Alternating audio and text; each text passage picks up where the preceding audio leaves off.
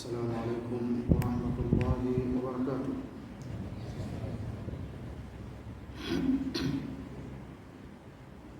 الحمد لله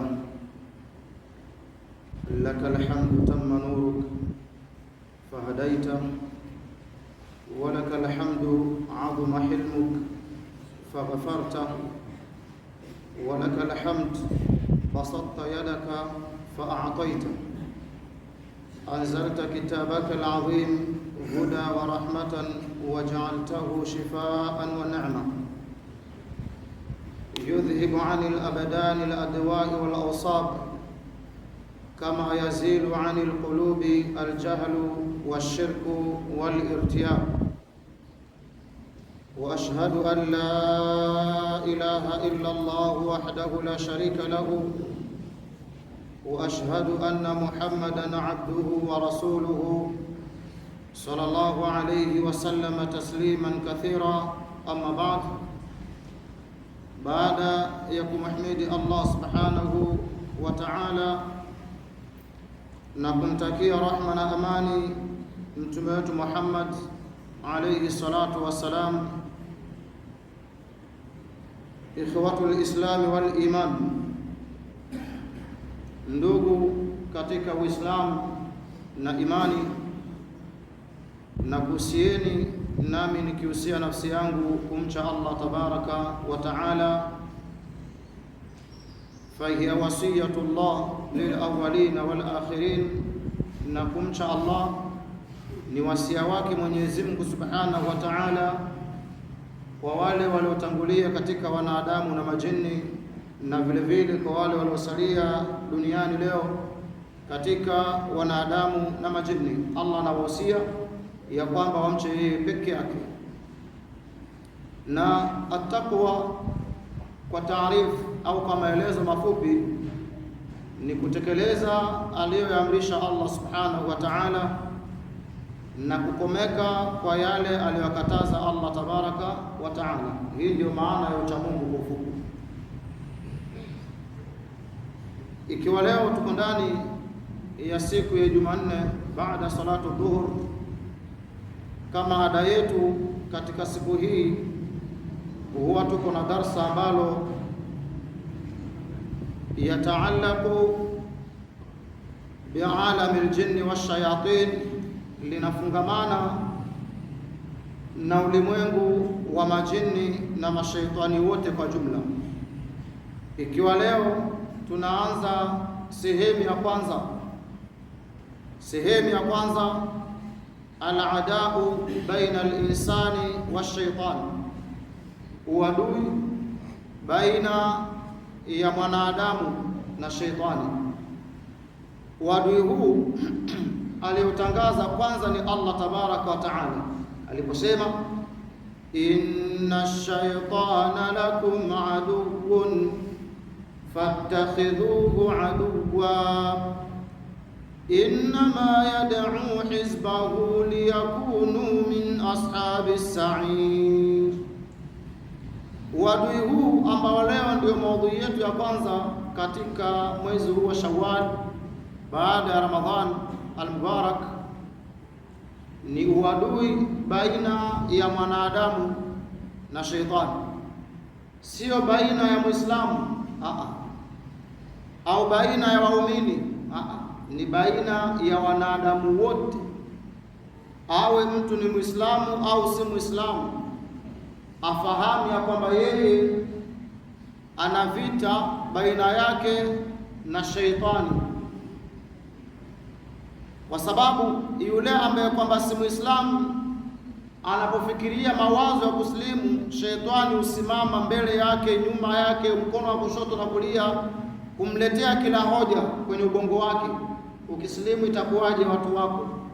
Ikislimu itakuwaje mke wako na watoto? Ikislimu itakuwaje nyie mali mliandika pamoja na mke wako? Mkislimu itakuwaje utafukuzwa kwenu? Maswali haya yanazunguka kwa kafiri ambaye atafahamu kuslimu, thumma yataraddad, kisha anarudi nyuma, bwana mimi kuslimu sasa hivi achafikiria upya. Kwa hiyo akumbuke kwamba uadui huu sio wa Waislamu peke yake, bali ni uadui wa wanadamu wote kwa jumla baina yao na ashaitani arrajim. Kwa hiyo hata yule ambaye kwamba si Muislamu akikaa pale kwenye alipokaa na sikia sauti hii, bila shaka na imani kwamba atafaidika na ataelimika, kwa sababu habari hizi ziko ndani ya Qur'ani peke yake. Mwenyezi Mungu Subhanahu wa Ta'ala anatuambia sisi Waislamu na wanadamu wote kwa jumla ya kwamba inna shaitana, hakika ya shaitani. Hapa anayekusudiwa ni shaitani wa kijini Ibilisi na ndugu zake wote na wasaidizi wake wote na wote wanaofanya kazi ya kampeni ya kumpigia debe Ibilisi, ndio wanaokusudiwa hapa. Inna shaitana, hakika ya shaitani. Tenekaanza na hakika, sio shaitani tu, yani hakuna wasiwasi wowote. Hakika ya huyu shaitani, lakum, kwenu nyinyi wanadamu nyote, aduun, ni adui. Hii ni kauli ya Allah tabaraka wa taala, sio ya mtu mwingine. Lao ingelikuwa aliyesimama kutangaza tangazo hili ni moja kati ya serikali za dunia, labda watu wangezingatia kwamba labda nchi fulani, rais fulani amesema shetani ni adui, labda watu wangefanya nini? Wangezingatia kwamba kumbe shetani adui kweli, si mchezo kwa rais kasema. Lakini madamu aliyesema hapa ni Allah tabaraka wa taala, na sisi ni kama vile anavyosema Allah, wa ma qadarullaha haqqa qadrihi, hawa watu hawajamweka Mwenyezi Mungu kwenye upeo wa uwezo wake. Wanadamu hawajampatia Allah upeo wa cheo chake. Wal ardu jami'an matwiyatun biyaminihi, lakini wakumbuke watu hawa ambao wanamtweza Mwenyezi Mungu na kumdharau, wakumbuke kwamba ardhi yote iko kwenye mikono yake siku ya Kiyama, ameikunja kunja. Matwiyatun biyaminihi, wasamawat, na mbingu pia. Kwa hivyo ikiwa mbingu na ardhi zote zitakuwa mikononi mwa Allah zote, kisha Mwenyezi Mungu aulize limanil mulku liyawm, ni nani mfalme wa siku hii ya leo? Baada ya kwamba ardhi na mbingu zishakunjwa kunjwa, hazipotena kwenye uso wa wanadamu, kilichopo ni ardhi ya shaba ambayo wanadamu watakuwa ndani yake, ardhi ambayo inna lillahi wa inna ilaihi raji'un. Kwa hiyo Mwenyezi Mungu anatoa tangazo hili na tahadhari, lakini tahadhari hii kwetu imekuwa ni ya kawaida, mpaka inafikia pahali anakuja mwanadamu anakuambia mimi na wanyama wangu. Hao wanyama sio ng'ombe shehe, hao wanyama sio ngamia unafikiria wewe, au hao wanyama sio mbuzi na kondoo. Anapoashiria kwamba na wanyama wake, bimaana ana majini wake. Wale mashaitani wanaotajwa hapa ndio yeye anao.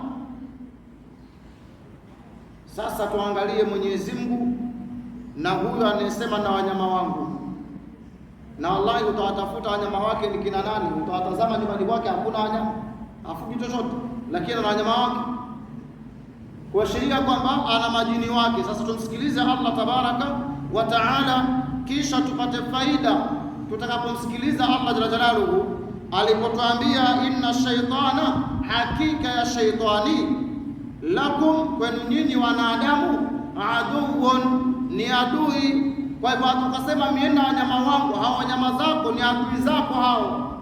Ndio sababu unapata kwenye watu hawa, mara utasikia mtoto wake haolewi, nenda miaka inakwenda na rudi haolewi, au mtoto wake hapati kuoa kwa sababu amemweka kiti cha majini, au kamweka kwamba ile ndio ngome kuu ya kuishi majini wale.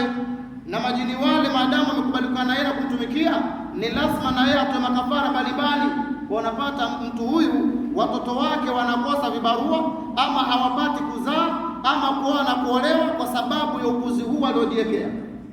Allah tusalim salama. Sasa wanyama hawa sio wanyama wa maziwa, kwamba atakamua maziwa kila asubuhi apate maziwa. La, wanyama hawa sio kwamba atapeleka slota auze apate pesa. La, wanyama hawa ni wanyama ambao kwamba wanaleta madhara makubwa katika maisha yake hapa duniani leo na kesho akhera mbele ya Allah tabaraka wa taala. Ikiwa Mwenyezi Mungu ametangaza inna shaitana, hakika ya shetani, lakum, kwenu nyinyi watu, aduun, ni adui. Sasa akija mtu wa kawaida akisema na wanyama wake, ama akaja mtu anadaiwa ni mwalimu, pia yeye anapandisha mapepo yake, huyu si mwalimu. Mkimpata mwalimu pia yeye anapagawa majini, si mwalimu shekhi. Huyu ana hatari katika umma huyu, wala hafai kusikilizwa wala kufuatwa wala kuulizwa ushauri wowote. Hakuna mwalimu anayepagawa majini bwana. Labda iwe amesibiwa na sihir, wala sio kama majini hawa ni wa kwake. Iwe labda amerogwa na Allah akampata mtihani, siri hiyo ikamfika, basi hiyo ni hukumu nyingine. Kusio maana kwamba walimu warogeki, wanarogeka sana kama alivyorogwa Mtume alayhi salatu wasalam. Tunachokiomba ni Mwenyezi Mungu atulinde ili tufikishe da'wa. Mwenyezi Mungu atupe nusra na atupe kinga yake ili tuweze kufikisha ujumbe huu mgumu. Huu ni ujumbe mgumu, sio sana kuzungumza swala huu. Kuzungumza maudhui za sala na funga ni hizo, ni maudhui za kawaida, lakini unapokuja na maudhui za mashetani na majini, maudhui za uchawi na wachawi, ni hatari. Lakini Mwenyezi Mungu atulinde, kwa sababu ni lazima tuifikishe da'wa hii. Liyahlika man halaka an bayyina wa yahya man hayya an bayyina, ili aangamie yule atakayeuangamiza ukweli na akae hai yule ambaye kwamba ataushika ukweli. Yaani yule mtu ambaye kwamba anadai kwamba na wanyama wake, ajue kwamba yeye si Muislamu, ajue kwamba ni mshirikina. Full stop. Muislamu hafai kuyatamka maneno haya kwamba mimi na wanyama wangu bwana. Hii ni kauli za washirikina. Kwa Mwenyezi Mungu anatuambia inna shaytana lakum aduwwan fattakhidhuhu aduwwa, hakika shaytani kwenu nyinyi watu nyote ni adui, na nyinyi mchukueni kwamba ni adui yenu. Kwa nini?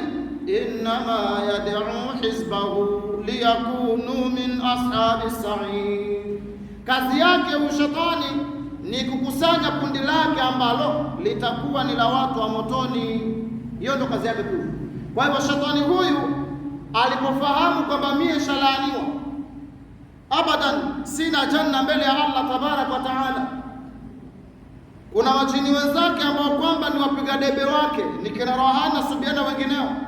Subiani ni mpiga debe wa Ibilisi, Rohani ni mpiga debe wa Ibilisi na mashaitani wengine. Kwa mtu akidai mimi na Rohani wangu, fahamu huyo ni kampeni wa Ibilisi. Mimi na Subiani wangu, huyo Subiani wako ni kampeni wa nani?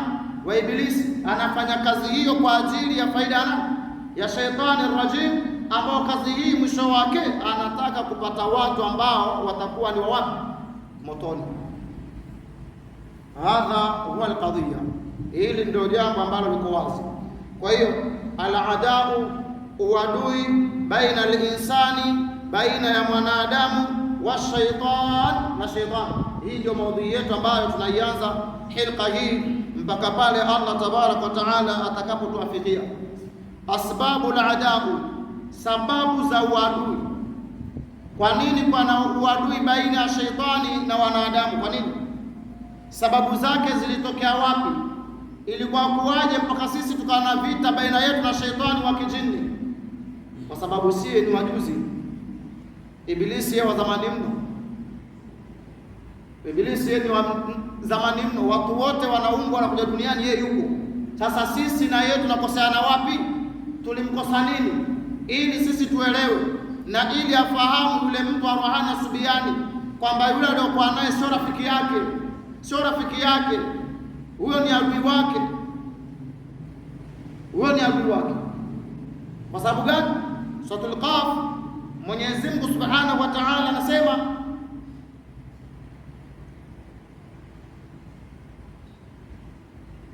anasema qarin, ama shaitani wa kijini, rabbana ma ataghaituhu. Tutakapokuwa tumefika mbele ya Allah tabarak wa taala, sasa tumefikishwa mbele ya Mwenyezi Mungu siku ya Kiyama, yule shaitani wako na wangu tunaendai kwamba mnyama wangu ni mzuri. Sikiza nasema nini? Rabbana ma ataghaituhu, e Mola wetu, e Mola wangu, huyu bwana sikumpotosha, huyu mie sikumpotosha, walakin kana fi dhalalin ba'id, yeye mwenyewe ndiye aliyekuwa ameshikilia upotofu wa mbali, yeye mwenyewe. Kwa sababu Qur'ani ilikuja ikaeleza kila jambo,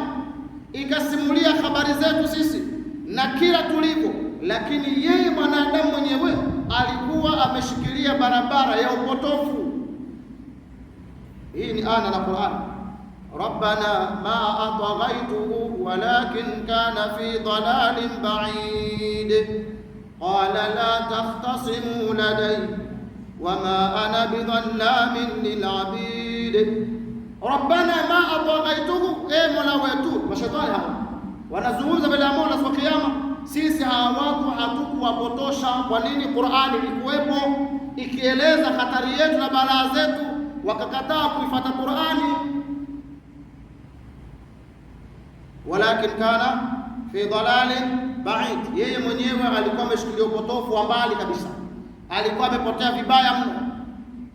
Mwenyezi Mungu atasema la tahtasimu ladayya, nyinyi majini nyinyi na nyinyi wanadamu nyinyi musibishane hapa mbele yangu. Waqad qaddamtu ilaykum bilwa'id, na huko duniani tulitanguliza maonyo, tulitanguliza mafundisho, tulitanguliza maneno yetu duniani ya kwamba kumbe nyinyi mashaitani kwa hamfai kufuatwa nyinyi, tulitanguliza kila jambo sisi. Kwa hivyo leo hapa hakuna kesi mbele yangu. La tahtasimu ladai waqad qaddamtu ilaykum bilwa'id. Tuziache aya hizi, turudi kwenye sehemu asbabu al-adau, sababu za uadui baina yetu na Ibilisi na Sheitani na ndugu zake na wajomba wake, wa tarikhihi, na tarehe yake na historia yake, wa shiddatu hadha al-ada, na uzito wa uadui huu. Kwa nini huyu jamaa hatupi pumzi? Sababu za Ibilisi na ndugu zake na shangazi zake na kila aliyekuwa wake katika kampena wake. Kosa letu sisi wanadamu ni gani mpaka akawa yuko imara na sababu zake amezishikilia kisawasawa, mpaka ataka sisi tukakae na yeye motoni? Anasema mwanachuoni katika kitabu Alamul Jinni Washayatin, al-adau baina al-insani wa shaitani, uadui uliopo baina ya kila mwanadamu na shaitani, adaun ba'idun, ni uadui uliotoka mbali mno, sio wajuzi wala jana. Uadui huu hata babu zetu walikuta hapa, uadui huu hata babu wa mababu walikuta hapa duniani ukiendelea. Uadui huu hata mtume wetu Muhammad alayhi salatu wasallam alikuta hapa, na ndio sababu ya Mwenyezi Mungu kumtumiliza yeye kuja kusama rais uadui baina yetu na Sheitani, ili sisi tuwe tayari kuzitafuta radhi za Allah tabaraka wa taala. Kwa anasema al-adau baina al-insan, jamani, uadui baina ya wanadamu wote, wa shaitani na shaitani, adaun ba'idun, huu ni uadui uliotoka mbali mno, kwa sababu ulianza siku anapoumbwa Nabii Adam alayhi salatu wasalam. Siku hiyo kabla Adam alayhi salatu wasalam apulizwe roho, bado ni gofu, au tuseme bado ni skeleton, yani ni jengo tu halina roho ndani. Uadui ulianzia hapo. Sasa ikifika leo watoto wa Adam wanasema kwamba mimi na wanyama wangu, hili ni jambo la kushangaza. Ikifikia pahali watoto wa Adam wanasema mimi mashetani wangu ni wazuri, hili ni jambo la kushangaza. Kwa sababu atakuwa vipi mzuri mtu aliyepiga vita baba yako? Anakuwa vipi mzuri? Na wewe ukienukia unapata mzazi wako baba yako anabishana na mtu fulani, alafu baada ya kuondoka kwa baba yako kufa, mtu yule abadilike ati ni mwema kwako. Hii inaingia kidini mzee wangu? Huwa anataka kukumaliza kichini chini, si ndio? Anakumaliza na hujui, kwa sababu kama huyu alikuwa adui wa baba, vipi anakuwa rafiki yangu mimi? Eti kwa sababu baba yangu amekufa? La, uadui huu unaendelea. Uadui huu maadamu alikuwa adui wa baba yangu, haiwezekani kwamba baada yake aje awe rafiki watoto wa baba yake, wa yule mzazi aliyokufa. Kwa hiyo kama Ibilisi alikuwa adui wa Adam alayhi salatu wasalam, haiwezekani kwamba leo awe rafiki yetu sisi. Haiwezekani. Ama watoto wa Ibilisi wawe sasa ni marafiki zetu sisi, ni jambo haliwezekani. Lazima uadui huu utabakia ukiendelea ila qiyam saa, mpaka kiyama fanya nini? Isimama. Kwa hiyo asema yaudu tarikhuhu ila yaumi alladhi shakkala Allahu fihi Adama, tarikh na historia ya uadui uliopo baina ya sheitani wa kijini na wanadamu wote kwa jumla, Waislamu na wasiokuwa Waislamu wote. Historia yake ya uadui huu inarudi mpaka pale Mwenyezi Mungu alipomuumba Adam alayhi salatu wassalam. Hapo ndio chimbuko la uadui baina yetu na nani? Na sheitani. Kabla an yanfukha fihi ruha, tena uadui ulianza kabla ya Adamu hajapulizwa roho. Bado Adam ni kiumbe tu kimetengenezwa, akina uhai. Tayari Ibilisi akaanza geri hapo, hajafahamu, hajajua kwamba huyu ataamka wala hataamka, lakini kule kuona tu ile fremu imewekwa tayari. Ibilisi akaona hapana, huyu bwana ambaye kwamba ni fremu huyu, akija akienuka hapa ni balaa kwangu.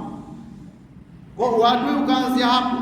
Fa akhadha shaitanu yatifu bihi, alipokuwa Adamu ameumbwa lakini hana roho, ni gogo tu, Ibilisi alianza kulizunguka, anaingia huku anatoka na huku.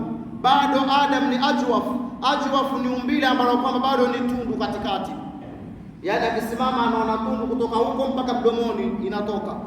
Akiangalia macho bado ni matunda, anaweza akaingia akatoka na huko akaenda zake. Akiangalia kwa masikizi anaweza ingia hapa akatoka na huku. Akiangalia kwa pua anaweza ingia akatoka na sehemu nyingine upande wa pili. Mazala ajwafan, bado Adam ni skeleton. Kaitazama fremu hii Ibilisi laanatullah, na hapa bado haja kwa Ibilisi. Anaitwa nani? Anaitwa Azazil. Ibilisi kabla ya Ibilisi alikuwa kiitwa Azazil. Fasumia Ibilisa, akaja akaitwa Ibilisi baada ya kukosa kila kitu. Ibilisi ni jina la mkosaji wa kila kitu, hana kheri yoyote. Sasa alipokuwa bado yeye ni Azazil, anafanya ibada mbinguni kule pamoja na malaika katika mbingu ya dunia, alipoona umbile hili na jengo hili na fremu hii, akaanza kuidadili, akaanza kuidadisi, hiki ni kitu gani? Mbona kina tundu hiki? Basi bila shaka hili ni jambo linakuja baadaye. Sasa akawa anazunguka namna hiyo, lakini akaweka maneno mawili. Ilipokuwa hajapulizwa roho, Azazili akasema kauli ngapi? Mbili. Ya kwanza akasema la insulutta alayya la asiyannaka, we bana unayetengenezwa polepole hapa, ikiwa Mwenyezi Mungu atakuja kujalia wewe uwe kiongozi wangu nitakuasi. Kauli ya kwanza. Kumbuka hapa Adam bado hana roho, ni dude tulimewekwa, lakini tayari Azazili anasema kwenye nafsi yake, kama Mwenyezi Mungu atajalia wewe uje uwe kiongozi wangu, la asiyannaka, mimi nitakuasi tu, hakuna vile nakusikiza. Kauli ya kwanza. Kauli ya pili anasema wala insurudtu alayka, na kama mimi nitakuwa kiongozi wako, kama mimi nitakuwa kiongozi wako baada ya kuwa tayari wewe, la ahlakannaka, basi nitakupotosha. Sasa angalia namna Azazil anavyopanga mistari yake hii kwa kitu ambacho kwamba hata hakina uhai. Kauli ya kwanza anaiambia fremu hii ya kwamba lau Mwenyezi Mungu atakumalizia kisha ajalie kwamba wewe uniongoze mimi, basi nitakuasi, na lau Mwenyezi Mungu atajalia mimi niwe kiongozi wako pia nitakupotosha. Sasa uangalia, huyu ndio tunasema mimi na wanyama wangu. Wanyama wangu anaona si mchezo, wataka uchafu. Una hatari. Tobu, wallah, tobu ayuha nas, tubieni yenye watu na mtoke kwenye itikadi hizi. Sasa kauli hizi mbili, hebu zipigie mstari mwekundu wewe ndugu yangu pale ulipo. Kiumbe ambacho kwamba kinadai kabla Adamu apulizwe roho hawezi kusimama wala kuketi wala hata kuongea, bado ni jengo tu, ni umbo tu. Tayari yeye anazungumza akisema Allah lau Mwenyezi Mungu atajalia wewe uje uniongoze mimi, basi nitakuasi na uongozi wako, sitokubali. Na lau Mwenyezi Mungu pia hiyo fursa atanipa mimi nikuongoze, mie nitakupotosha, sikuongozi. Sasa hapa yule anayesema na wanyama wangu, tumwambie nini? Baada ya maneno hayo, wale ndugu zetu katika Adam wanaosema na rohani wangu na subiani wangu, nyie mwatakaje? Maneno haya si yangu jamani, ni maneno ya Allah tabaraka wa taala.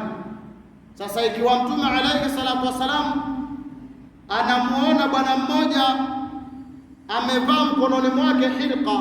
Hilqa ni aina ya chuma fulani, chuma ambacho yulbas, kinavaliwa kwa nyakati hizo na hata sasa, lidafi dhurri, wanaokivaa wanavaa kwa sababu ya kukinga madhara, wa jalbi manfa'i, na kisha wanavaa kwa ajili ya kuvuta manfaa. Sawa, hiki kichuma kitu hilqa, na kila watu wana vitu vyao. Kuna wale wanavaa kichuma ambacho kina rangi ya sofur. Sofur ni rangi ya manjano dark.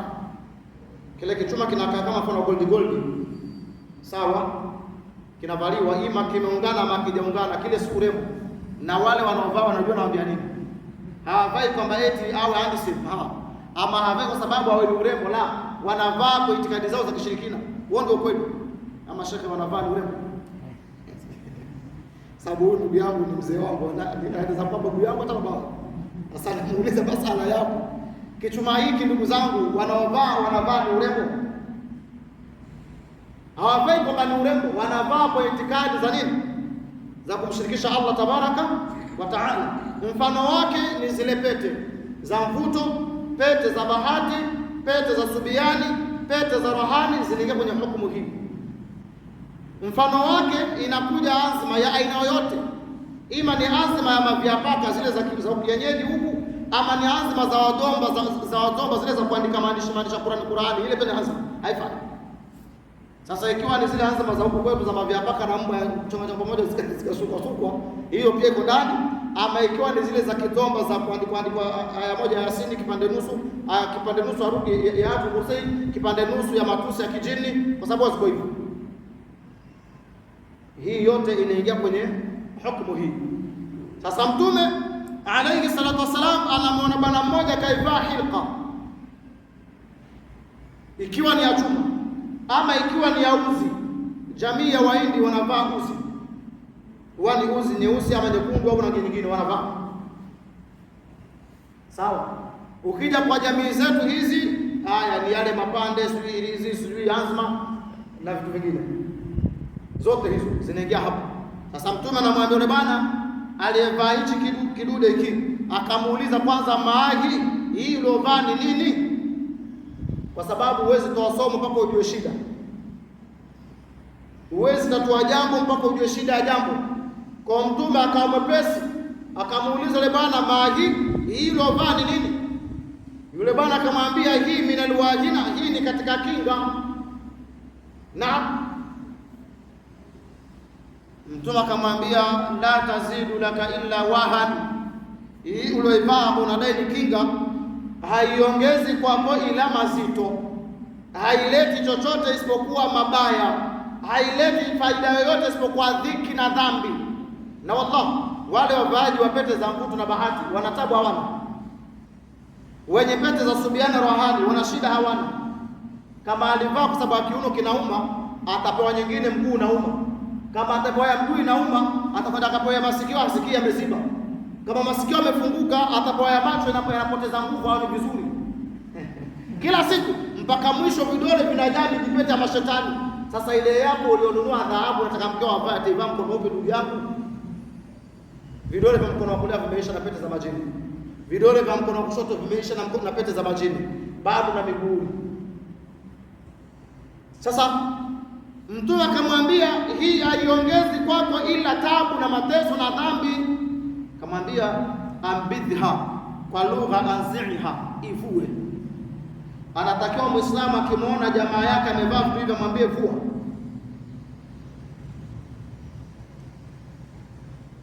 Kuna mtoto mmoja wa shemegi yangu pale mjini, Nafika nyumbani kwangu, amekuja kusalimia yule mtoto kwa vishwa madude yale.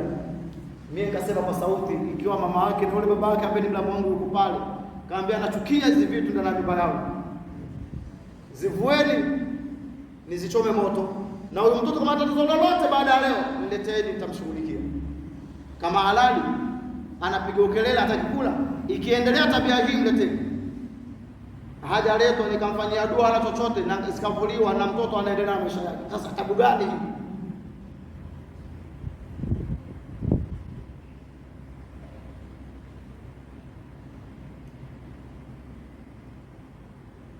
Mtoto mmoja kutoka hapo Ukunda ameletwa, analia, amejaa mairizi, amejazwa mairizi kama zile shanga za Masai, amejaa mairizi kweli kweli. Mbona mtoto ana mairizi yote na bado analia? Huyo ana nini huyo? Halali na hizi rizi za nini? Abaleta kijana kata zote, ambaye na akae pala atulie kata kama atendea kulia huyu, hii Qur'ani ni tupa. Hata ile kata usijesha mtoto anacheza na tabao huko, kirudi kule sasa unafuraha maisha ya Uislamu haya.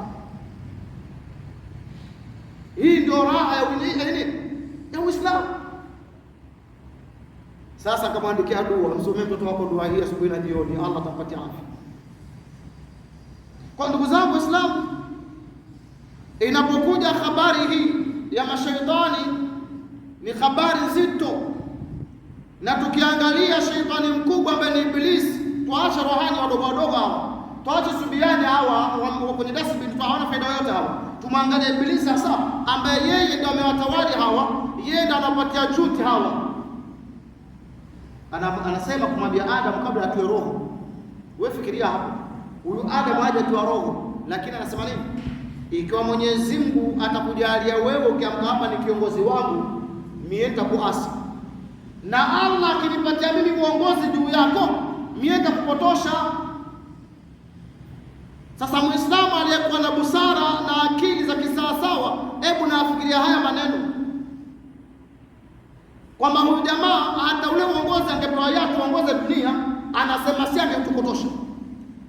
Yaani hangeridhika kwamba pia bado ni kiongozi wetu, aridhiki vile vile. Sasa leo aje tena mtu aseme mimi na wanyama wangu ni wazuri, ustadi wafanyie tu atulie hapa.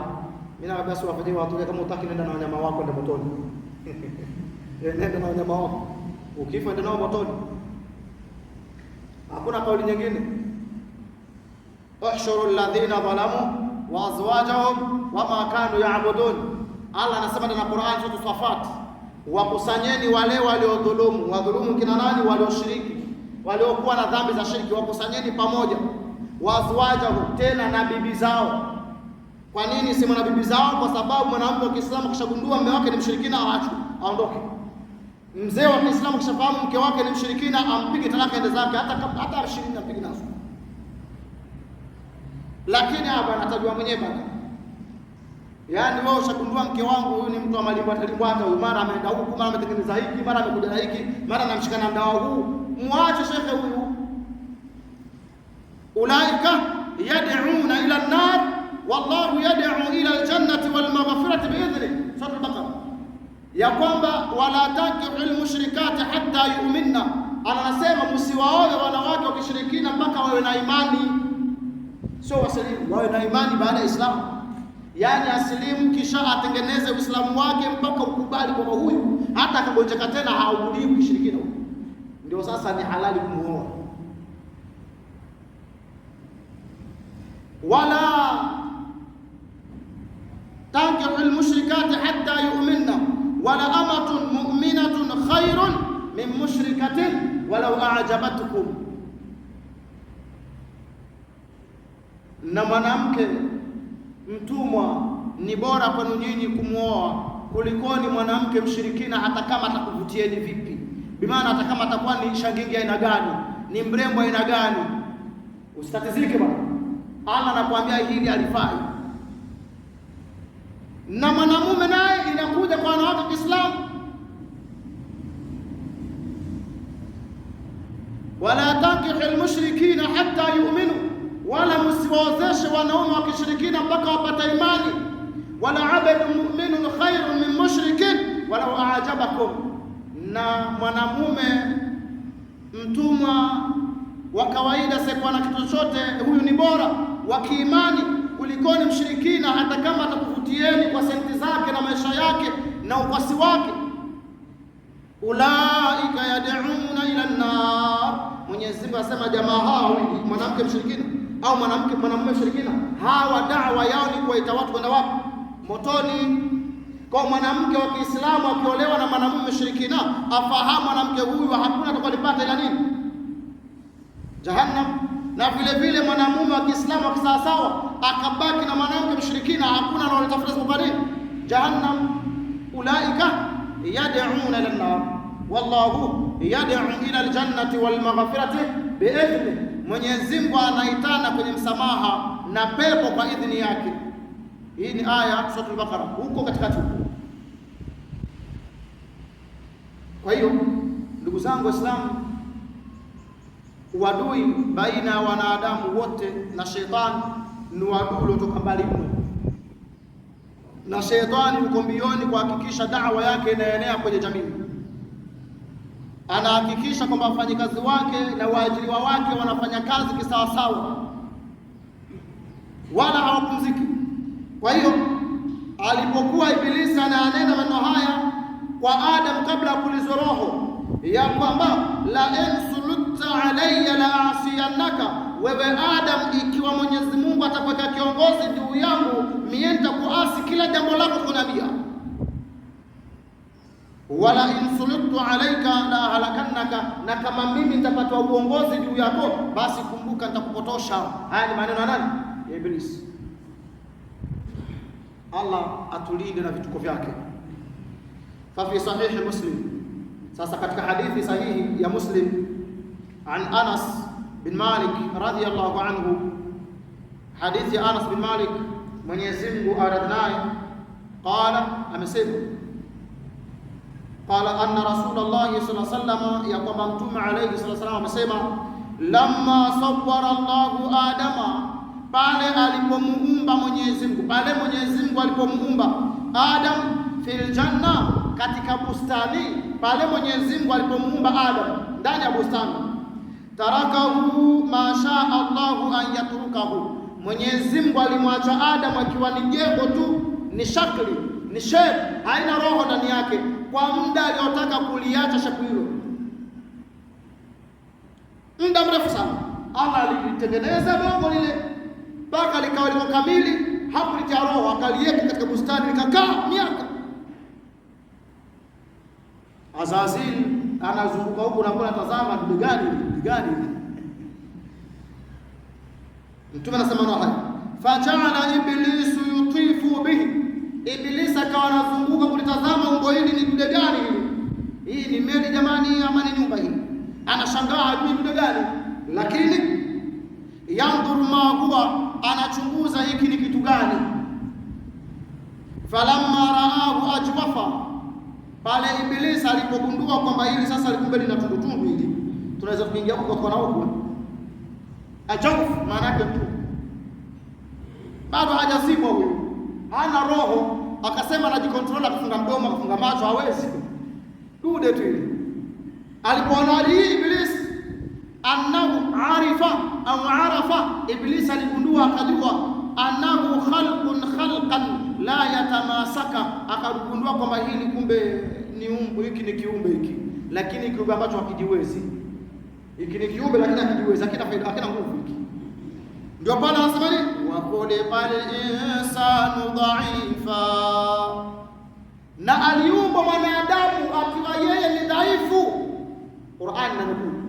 Naye Ibilisi akatazama, huyu na matundu hata hajiwezi, unaweza mpiga ngwala huyu, unaweza mtatiza kwa lolote huyu, hana sekwa. Naye Allah akasema haya, wa khuliqal insana dhaifa, mwanadamu ameumba ni dhaifu. Allah, sasa hivi kidole kikapiga mwiba kile, utapata mkuta utembei bwana. Sasa hivi ukasikia mwiba unachoma kwenye mbavu hapo, unabakia tu umetulia zigo, huwezi kujikontrol tena. Unasikizia hukumu ya Allah. Amufariqul jamaat, je, aliyepiga mwiba huu ni malakul mauti tayari ashaanza kazi yake, ama ni mshipa wa kawaida huu? Hajiwezi. hajiwezi mwanadamu, ujabari tu, lakini hana jambo lolote. Kwa hiyo sheitani alipoyaona haya ya kwamba huyu bwana hata kwamba ni kiumbe lakini hata hakina nguvu za maana, hivi hakijiwezi, la yatamasaka ay la yadbitu nafsahu, ni kiumbe ambacho hakiwezi kujidhibiti chenyewe kwa chenyewe, kinahitaji majambo mbalimbali kujisaidia. Kama ni usafiri, baiskeli, pikipiki, tukutuku, gari, ndege, meli, feri, lakini chini hahitaji hivyo. Yakisema ni Tanzania, kisha inama kiruka kwa Tanzania, si tunaweza? Hata wale wanaoruka wanga wale, mpaka tumemajini, mpaka weke mkataba baina yao na nani na majini, waeke mkataba bana, mimi nitakupa mtoto wangu bana, ukitaka mle, ukitaka mfanye dede, ukitaka asizae, lakini mimi nikisema nitakwenda Tanzania wanapeleka. Sawa sawa. Likirudi tena bana, ule mtoto anitoshi bana, ongeza na mwingine. Sawa bana, wale watoto nimetosheka bana, naongeza na mke wako. Sawa bana, ule nimetosheka bana, mimi nataka jirani wako. Sawa. Kwa hiyo inakuwa namna hii, lazima kuwe na mkataba baina yake na nani na majini, ndipo aweze kupaishwa, ndipo aweze kubebwa hapa pelekwe Tanzania, abebwe pelekwe Uganda, abebwe pelekwe wapi. Tena pia kazi hii, yule jini lao atapita sehemu kuna jini mkubwa zaidi yake na kutoroka, ndio pale pata mtu anaanguka kati ya soko hapo. Shangaa ilikuwa kuaje, mbona ameanguka hapo? Anaanguka amepita hapa akapata kuna kizito zaidi yake. Naam, kama vile wanadamu, escort yako utakao kuwa nayo, bodyguard wako utakao kuwa nao, wakikutana na wakubwa wao huna tena issue, si ndivyo? Nao wachawi ni hivyo hivyo, wale majini wanaokuwatumia, na wakipita sehemu kuna wazito zaidi yao, kazi imeisha, kazi imeisha. Kwa sababu lazima hawa majini wasaluti kwa wale wafalme pale, lazima, na saluti yao ima atachukuliwa ekoseli, wewe unapita anga zetu bila ruhusa. Akishachukuliwa kiekoseli, wewe unaanguka na matabara yako. Inna lillahi wa inna ilaihi raji'un. Kwa hiyo habari kama hii, Iblis akatazama kwamba huyu Adam pamoja kwamba hajatiwa roho huyu, lakini hiki ni kiumbe bila wasi, kiumbe hiki hakijiwezi, maadamu kila tundu hiki hakina maana. Na ya Allah kasadikisha, wa khuliqa al-insanu dhaif, mwanadamu ameumbwa akiwa mnyonge, dhaifu, ana kazi. Falamma nafakha Allahu fi Adama ruha, sasa pale Mwenyezi Mungu sasa alipompuliza Nabii Adam roho, kipindi kishapita sasa, muda mrefu ushapita, kashapiga tawafu zake Ibilisi, kashatazama tayari, kashatosheka, anasubiri tu matokeo, kashatosheka, anasubiri tu na natokea mimi nijibu nao kwamba huyu bwana akiwa kiongozi wangu mimi nitamwasi, na kama ndiye kiongozi wake mimi nitampotosha. Ashazungumza, ashapanga mambo yake, asheka tayari, anasubiri hukumu ya Mungu tu. Sasa ilipokuja wakati sasa Mwenyezi Mungu Subhanahu wa Ta'ala anamvivia Adam roho inawekwa sasa, wa amara almalaikata bisujudi li Adama, roho ishawekwa ndani ya mwili ule. Adam kashainuka anaketi, Mwenyezi Mungu anawaamrisha malaika wote, wa idh qulna lil malaikati isjudu li Adam, na pale tuliposema zamani kuambia malaika wangu, enyi malaika msujudieni huyu bwana Adam, sujudieni. Fasajadu illa iblisa aba wastakbara wa kana minal kafirin, malaika wakasujudu wote kwa amri ya Allah tabaraka wa taala, isipokuwa nani? Azazil, Iblis. Aba, alikataa, jambo la kwanza. Wastakbara, kisha akafanya na jeuri. Wa kana minal kafirin, akawa huyu jamani katika nani? Makafiri. Kwa sifa za kafiri ni jeuri na kukataa amri za nani? Za Allah tabaraka wa taala. Kafiri basi sifa hizi mbili na zingine hizo. Sifa za kwanza, huwa kafiri ana ujeuri. Sifa ya pili, yeye kawaida ni mwenye kukataa maamrisho nani? Ya Allah tabaraka wa ta'ala. Na Ibilisi akafanya hilo hilo, akataa amri ya Allah na akafanya jeuri. Jeuri gani? Tutaizungumza hapo mbele. Sasa Adam alayhi salatu wassalam kashapulizwa roho. Mwenyezi Mungu anaamrisha malaika, msujudieni Adam. Msujudieni nani? Adam alayhi salatu wassalam.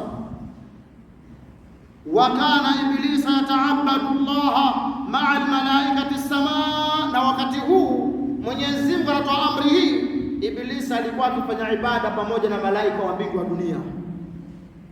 Akifanya nini? Akifanya ibada nyingi sana, yuko pamoja na malaika. Fashamalahu al-amru, jambo hili la kumsujudia Adamu likamkusanya yeye na pamoja na malaika. Maadamu anaabudu Allah pamoja na malaika mbinguni, sasa jambo la kumsujudia Adamu hata yeye lilikuwa lishamwangukia. Sio lazima aambiwe na wewe sujudu, lilikuwa linatosheleza. Mfano, sisi hapa tuko msikitini, si ndio? Tukitoka nje hapa, labda iwe ni wakati wa bendera inapandishwa ya taifa, sawa, au inashukishwa, sheria wa nini kama uko karibu nayo? Usimame, wacha kutembea, si ndio? Sasa mimi nisema hainuhusu bwana, wale maskari ndio inawahusu kutembea tu. Wao wanataka kufanya nini?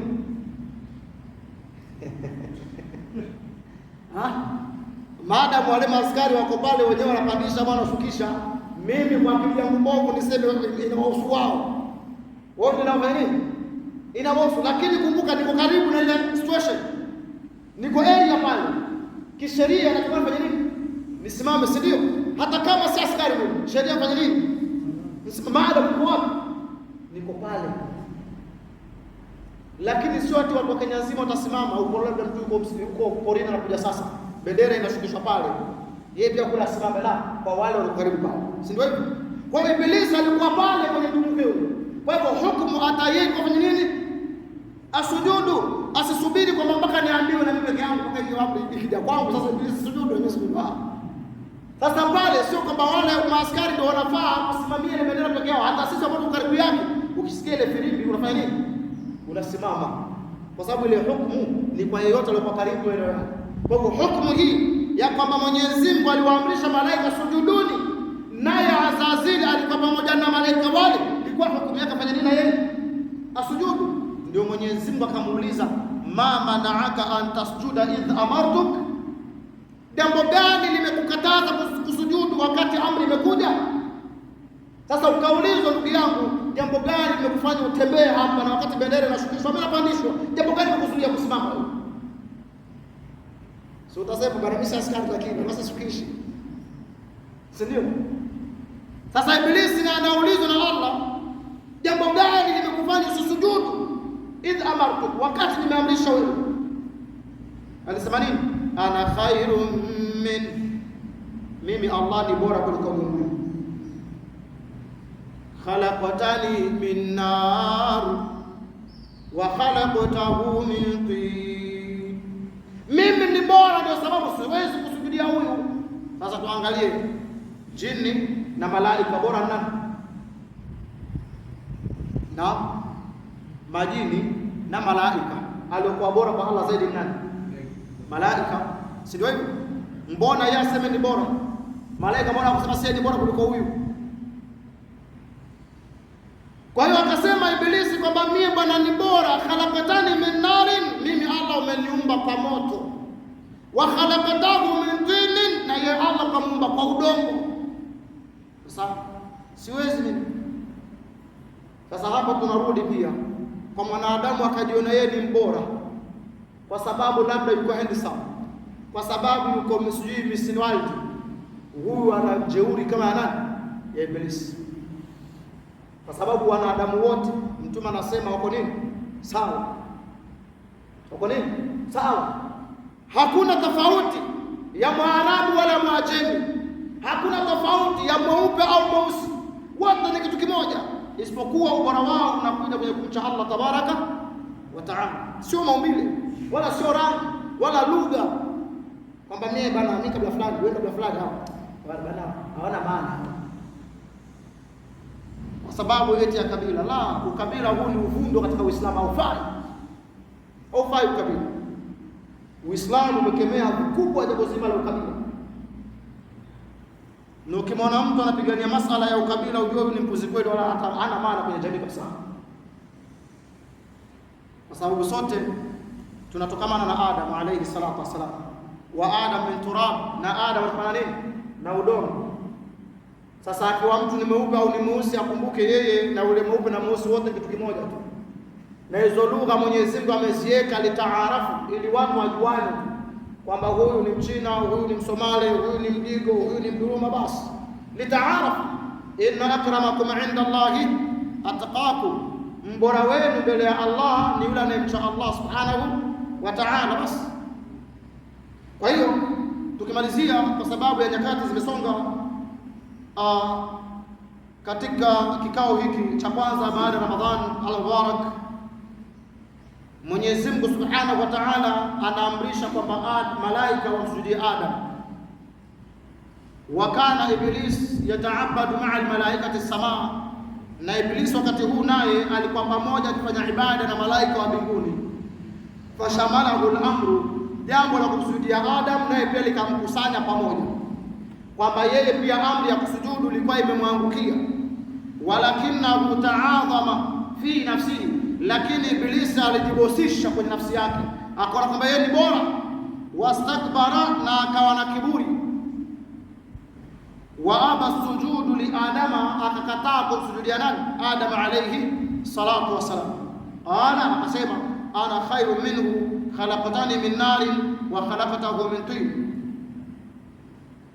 Aliposema maneno haya, Mwenyezi Mungu akamwambia fahbit minha, kama wewe umekataa kusujudu kwa sababu unadai kwamba wewe ni bora kuliko ni Adam, fahbit minha, teremka kutoka kwenye bustani, toka.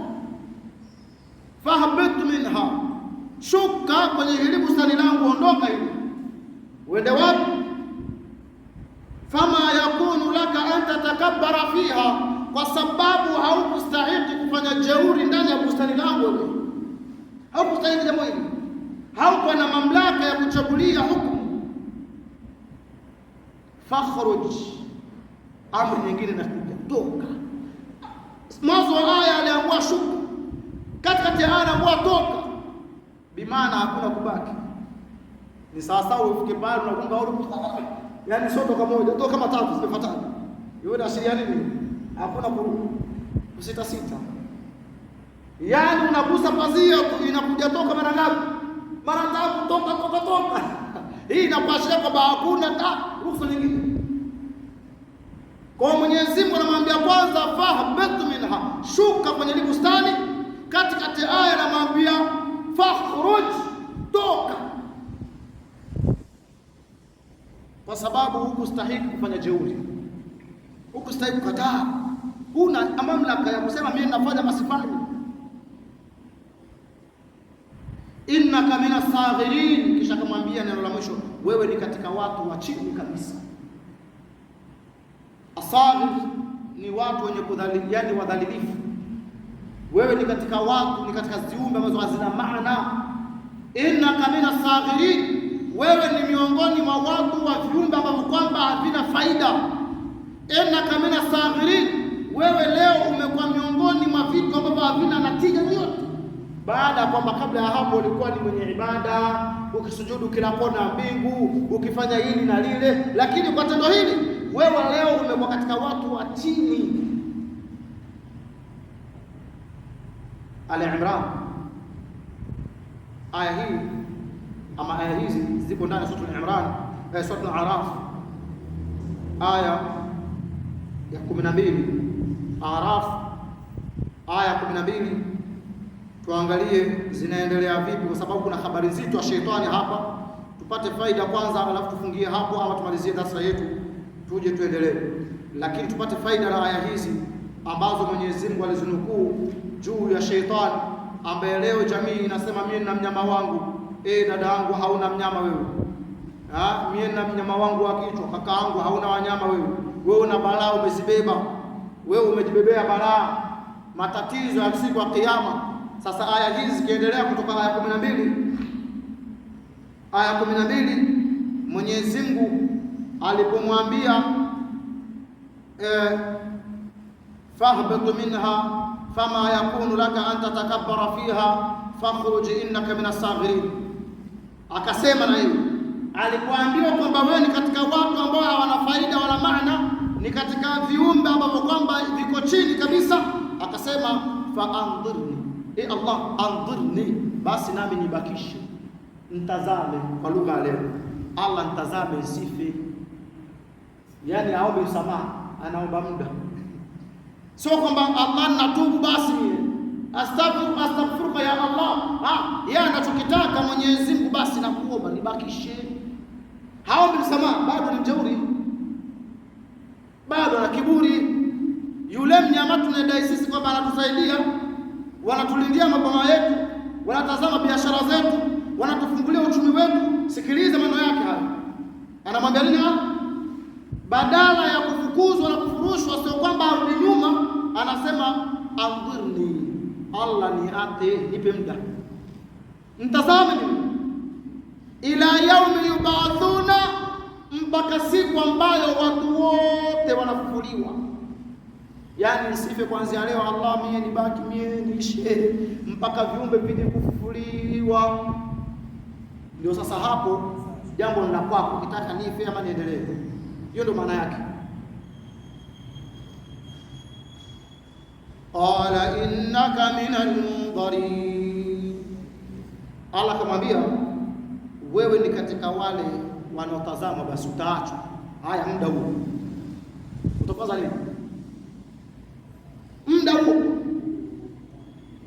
Lakini muda huu aliopewa, angalia anasema nini? Anamwambia Allah, fabima aghawaitani, Allah, kwa sababu ile iliyokufanya wewe unipotoshe. Yani sio kwamba tukuzi wako umepotosha, ya Allah, ile sababu uliyoileta ili mimi mpotoke ni huyu Adam, ndio sababu la aqudanna lahum sirataka almustaqim, nitawakatia hawa kwenye njia yako iliyonyooka. Aliweka mduara Ibilisi mbele ya Allah ya kwamba huyu Adam ambaye ni sababu ya mimi kupotoka na kukosa mazuri haya yote na kufutiwa kila jambo, na mimi nitawaketia, nitamketia huyu na watu wake wote kwenye njia inafanya nini? Iliyonyooka, kwenye Uislamu, kwenye dini yao, kwenye barabara yao, kwenye maisha yao, kwenye kila jambo lao la faida, nienda niketia. Sasa kama ni biashara, Ibilisi pia anitazama. Ikiwa ni maisha ya ndoa, Ibilisi anawatazama. Ikiwa ni watoto, Ibilisi anawatazama. Ikiwa ni shamba, Ibilisi analitazama. Popote kwenye faida yako lazima atie mkono wake. Wa imma yanzaghannaka minash shaitani nazghun fasta'id billah innahu huwas sami'un alim.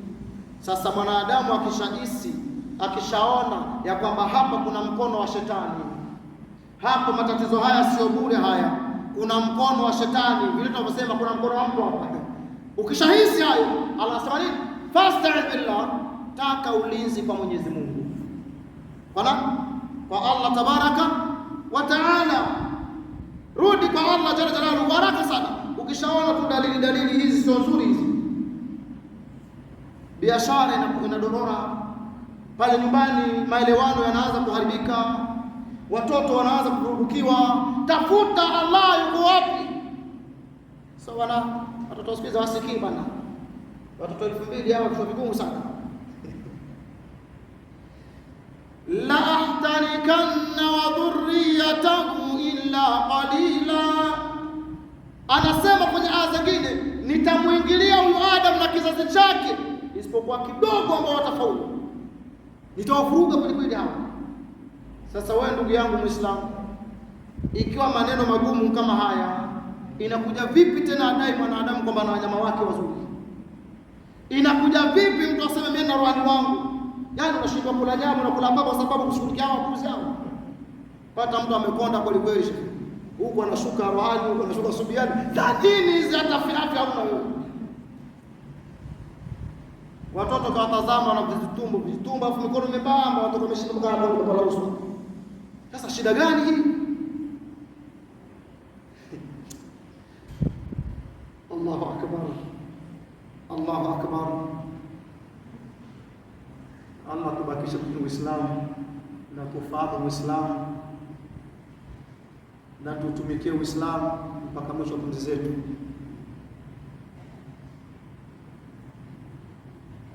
La ahtarikanna wa dhurriyatahu illa qalila. Anasema Allah, huyu Adamu tamvuruga mie na kizazi chake isipokuwa kidogo. Tamvuruga. Je, kuvuruga huku ni kupi? Tunafahamu sasa ikiwa aliweka ahadi hizi zote kwa Allah tabaraka wa taala, na akasema kwamba nitawakatia kwenye njia iliyonyooka hiyo yako, thumma la atiyannahum, kisha nitawaendea wao, min baini aidihim, mbele yao, wa min khalfihim, na nyuma yao, wa an aymanihim, na kuliani kwao, wa an shamailihim, na nitawajia mpaka kushotoni kwao, kila kona siwachi. Ukizama huko anakuja na huko, ukizama huko anakuja na huko, ukiingia huko anakutokezea na mbegu mpaka siwakufa. Na hata ukifa anakuja kaburini mara 3 siku 3 kuulizwa, anakuja anakufa kweli ama anaongopea huko. Wewe unafikia machezo? Ibilisi anakupata mpaka kaburini siku 3. Hakikisha anakufa kweli ama anahudu. Hapo fanya mzaa hapo.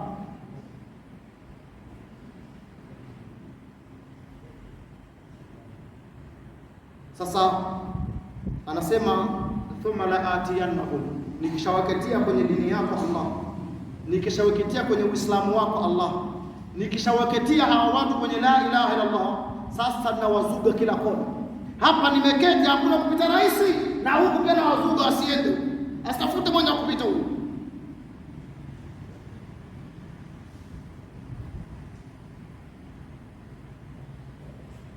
Anamaliza maneno yake shetani akamwambia Allah, wala tajidu aktharahum shakirina, na Allah utawapata wengi wao sio wenye shukrani.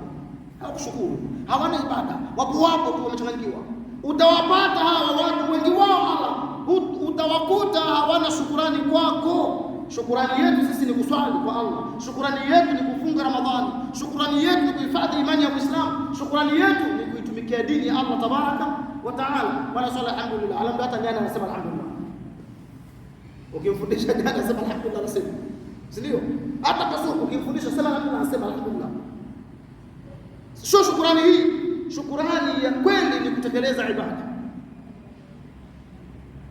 swala, funga, zaka, hija kama mtu anao senti. Wangapi leo mtu anamiliki senti 100,000, 3, 4, 5, 6 kwenye akaunti yake na hija haendi? Yapiga hesabu kujenga tu nyumba 6 ndio utakufa zirithiwe hizo. Wapi zitabaki? Na nyumba 6 shekhe, uza moja uende haji. Leo mtu anauza nyumba ili asomeshe mtoto university, wangapi muuza nyumba sababu kwenda haji wako? Mimi nauza nyumba yangu 2 milioni. Lakini 2 milioni hii 400,000 naenda haji. Lakini tunauza nyumba kwa sababu anasomesha mtoto university. Hatukatani, uzeni mwasomesha watoto wasome kweli kweli. Lakini lini utauza nyumba yako kwa sababu ya kwenda kuhiji? Lini? Fikiria hata mara moja hiyo. Muislamu kwamba mimi na ploti ngapi? Mimi na mashamba 3 au na ploti zangu 4. Kuna hapo Mbani, kuna Ukunda, kuna Likoni. Acha hii moja nisukume na haji. Hata kama sina uwezo bwana, ndio hoja mpaka una uwezo. Wewe unatafuta Allah maneno, hamna kitu kingine. Shekhe, mtu ana ploti ngapi? 3. Lakini anashindwa kusacrifice ploti moja, akaenda haja na shida. Wasubiri bana, inshallah Mwenyezi Mungu ajalie basi tupate hizo tikiti za hija za japo Mombasa bure kama 1,000 za kiwanda nzapo. Na wewe uza shamba lako milioni 3, eka yako 2-3. Ukishauza chukua wewe na mke wako, hata usitoke mpa wakando. Chukua na mke wako tukende haji mke wako kama unaweza. Wangapi anauza shamba anaacha bibi zao? Toroka na maacha bibi na watoto mpaka afilisike ndio arudi nyumbani. Kisa muzaneti, amuza kaploti, kapata 800,000 za kasha hadi kuzishika maisha yake. Huyo Ukunda bichi. Akadhama huko na malaya wake toka hivyo mpaka shika msio kurudi nyumbani. Rudi tena mke wangu, tugange ajayo. Angalia huyu.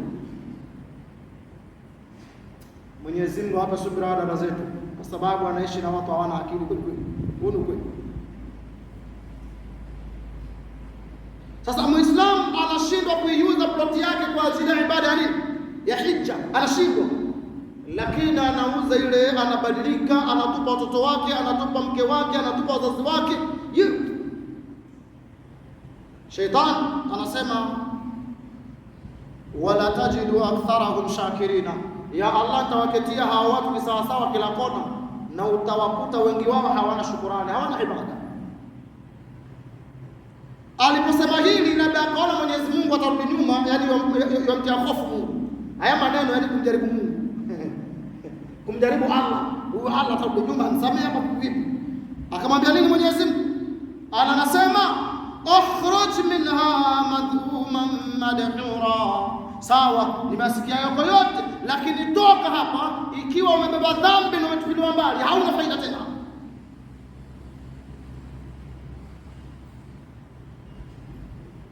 Istiqama. Yani anaweka vibao, Mwenyezi Mungu anamzidishia. Sio kama hata Allah anarudi nyuma. La, wala yakhafu qubaha. Mwenyezi Mungu hukumu zake haichelei matokeo. Laman ittaba'aka minhum, toka wewe na wale watakaokufuata katika hawa, wale watakaokuja kudanganyikana wewe wote, la amla anna jahannama, nitaijaza jahannam. Sikiza, unajeuri, unamshinda Mungu. Wewe na wale watakaokuja kukufuata wewe badala yangu, nitaijaza nini? Jahannam, nitaijaza. Minkum ajma'ina, yote pamoja, wewe na jamaa zako na wale wanaokufuata katika wanadamu, nitaijaza jahannam. Haina shida. Kwa na wakae wasimwabudu Allah na wabaki wachache kimnyenyekea Allah, lakini kumbuka malipo yenu nyote ni jahannam.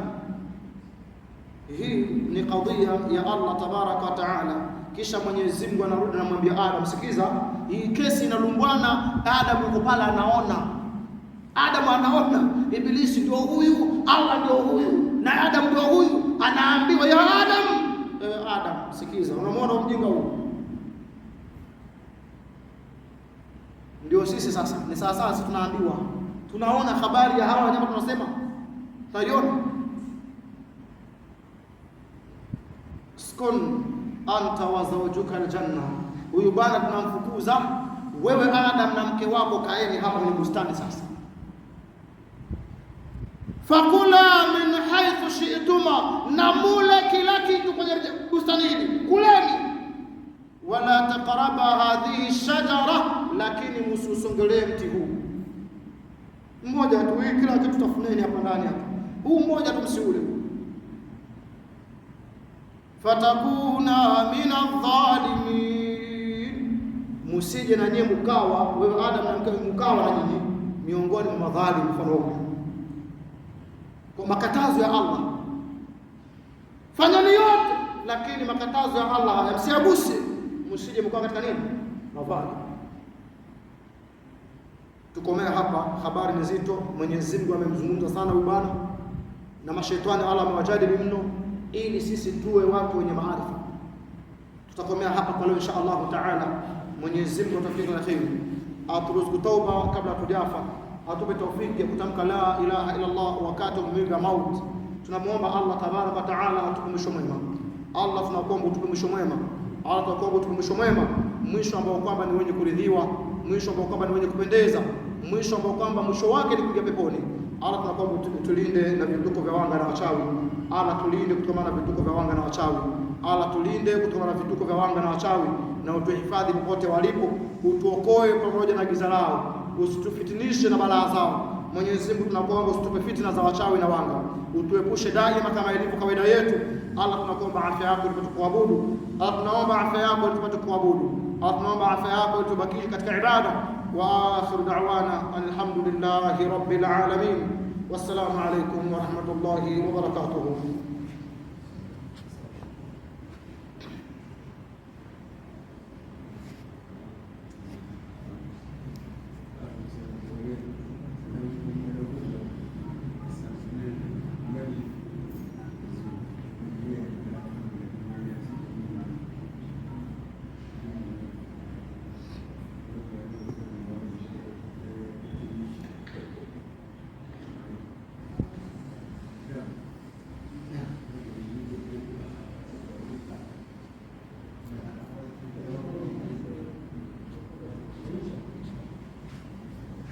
naweka darasa la majini nikumbuke zaidi.